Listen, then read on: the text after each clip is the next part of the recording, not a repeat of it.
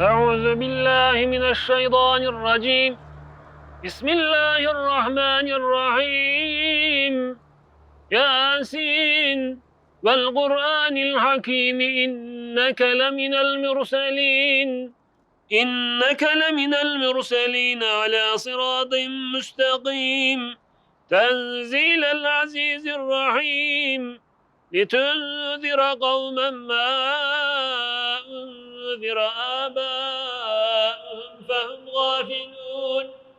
لقد حق القول على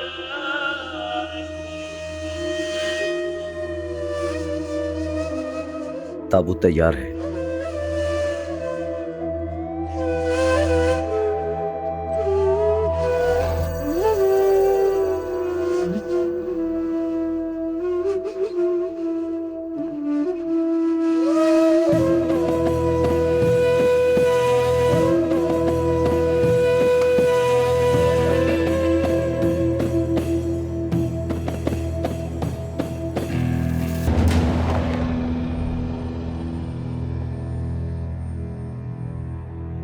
Keklik gibi kanadımı süsmeledim.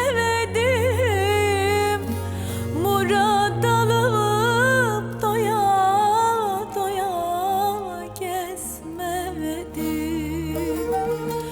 Bu kara yazıyı kendim yazmadım. Alnıma yazılmış bu kara yazı. Kader böyle